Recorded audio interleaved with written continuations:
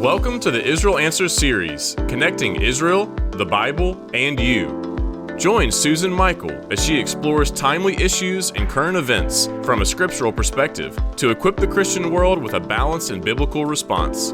Be sure to subscribe for future episodes, which will ignite your faith and bring the Bible to life in your everyday world. Now, let's join Susan with your Israel Answers. We're here at the 2025 National Religious Broadcasters Convention, and we are meeting so many friends from Israel, other ministries in Israel, and all kinds of companies. And so it's very nice to have with me today one of the volunteers from the Garden Tomb. Yes, the Garden Tomb there in Jerusalem. So it's one of the very special places, a lot of people's favorite place there in Jerusalem. So Dennis, it's very nice to have you with us. Thank you. Thank you, Susan. It's nice to be here. So Dennis, first, why don't you just describe for our listeners what is the Garden Tomb? What am I referring to? Okay. Well, the Garden Tomb is one of the holy sites located in Jerusalem. We're one of the holy sites that present where possibly the crucifixion, burial, and resurrection of Jesus Christ may have happened. So our lot is to volunteer as a guide. As visitors come, we get the privilege of showing them around the property and telling the story of the gospel. It's phenomenal. So it's a place right outside the old city walls today. Yes. But at the time of Jesus, still outside the city. We were always outside. We're about 200 yards away from Damascus Gate. Okay. And it's an old quarry, right, in that area? An old quarry has a figure in the rock face, the face of a skull, Golgotha possibly. Yes. So it was found because of someone was looking out the old city walls and saw that skull on the hillside. General Charles Gordon. Sometimes it's referred to as Gordon's Calvary. Uh-huh. Yes. And he got some people in England interested in the property. And in 1894, they purchased the property, and it's been open to the public around the world ever since. So he saw the skull, yes, a stone face there, but then he discovered there were tombs. The tomb had been already discovered, and then they noticed the skull, and he connected the dots to say, the way he reads the scripture, this may be the place. This may be. And his friends were interested enough to retain the property and operate it today. Okay. And it's just a lovely place. It's a beautiful garden setting.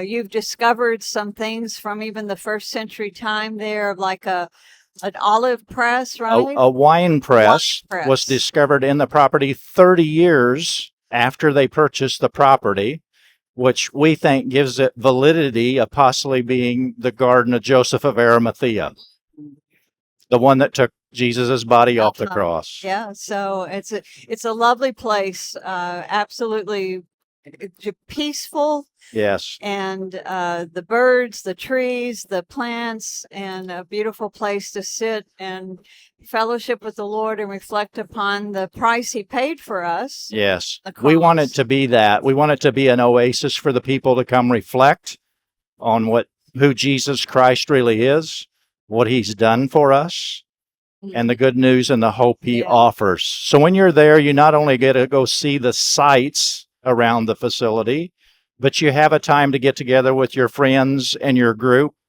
to have communion, take the elements, and also a time of worship and song and prayer.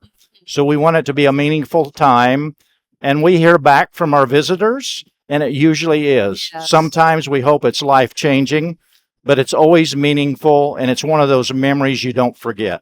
And, of course, you have a lot of people visit there that aren't even Christian. Yes.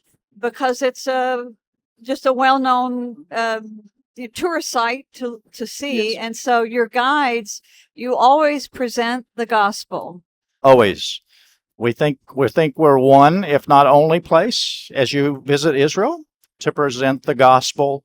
So everybody that walks through the garden gets to hear the good news. And do you have a testimony or two to share with us? Well, certainly about being there at the Garden Tomb. first visit, it just is a time to reinforce your belief that, yes, Jesus actually died in this place. It kind of gives you a hesitation sometimes to think you're walking where this event may have taken place. And then when you have an opportunity to go into the empty tomb and to think this may have been the place he was laid and rose again, it's a feeling that you can't ever sense unless you're there personally.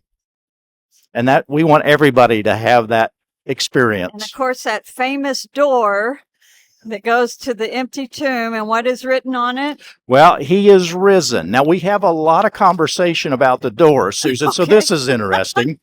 So we have old pictures of the door was there. It's a wooden door, and on that door is inscribed, he is risen. But recently, we took the door off for certain reasons, for traffic, safety, and other things. So when people come, that's one of the first things they comment on if they've been there before. What did you do with the door? And of course, I bring it up. So you may be one that says that. What's it there? And of course, now we use the garden tomb during the Feast of Tabernacles for one of our prayer services. Yes. And so we fill it up with people, and they're worshiping, and we so appreciate the ability to do that. It's a very, very wonderful setting for a worship time, communion service. Yes. There at the tomb. Well, we appreciate you coming to our location, to the Garden Tomb, and allowing the people you bring to have that experience. We always look forward to the time when your groups come, and hopefully we see you many, many more times in the future. As you know, we used to have way too many people at the Feast of Tabernacles, so we had to divide them up into numerous groups, time, shifts. And then with COVID and then the war. But this year we were so grateful to be able to have 500 people at the feast. It was a miracle. Yes. There were flights canceled that week, and how all those people got there, a lot of testimony there. But this year we're really hoping to triple that, and hopefully now war is going to be over for a while. Of course, they're still fighting. It's not over, but it's a lot safer in Israel. Yes. I think tourism will just begin increasing. And let's hope that they have a nice long period of peace so that tourism can really get back up to the numbers that we had at the feast. But I think this is a great little promotion here to come to the feast this year, and you can go to the Garden Tomb as a part of it.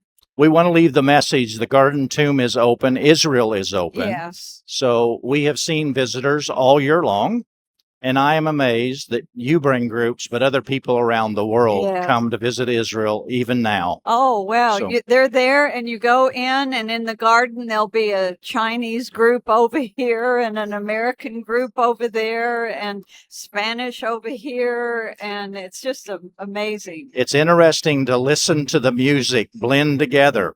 You may not know the words of the people, what they're singing, but you know the melody and you know the song. Yes, they're singing an Amazing Grace. Yes, and you'll recognize it. So, Dennis, your background is you were in the aerospace industry? Yes, ma'am. I work in business and general aviation all my career. So people that fly private airplanes, we were servicing those airplanes or working for the manufacturer of those airplanes. And in what country? Say again? In what country? Well, all here in the U.S., In the US. but for some foreign manufacturers like French and Canadian and Japanese. So, And so you retired and you're volunteering at the Garden Tomb. the volunteering at the Garden Tomb, along with other things around church activities and things in the community. But the Garden Tomb is one of the special experiences that we consider as a privilege of a lifetime. So do you live there, or you go over for short periods, or? When we're usually asked to come as a volunteer from the U.S., because it's a distance to get there, we normally plan on 2 to 3 months or even longer. Okay. And when we're there, we live on the property. There's accommodations there that are very nice. And we become residents of Jerusalem. Oh, So it's very unique opportunity. what a blessing. And you're right there next to the old city. You can just go in and go down to the wall and We can be to the wall within 20 minutes walking. minutes. Yeah. Everything's close. Yeah. Well, we just we'll put a link in the show notes today to the Garden Tomb so any of our listeners can go and see it online. But we invite them all to come to Israel so that they could go and see it for themselves. He is risen indeed. He is risen indeed. Yes. Thank you very much. Thank you, Dennis. We hope you have enjoyed this episode of Out of Zion with Susan Michael. Be sure to subscribe to Out of Zion now on Apple Podcasts, cpnshows.com, YouTube, or wherever you like to listen and learn. Out of Zion with Susan Michael is a production of ICEJ USA, all rights reserved.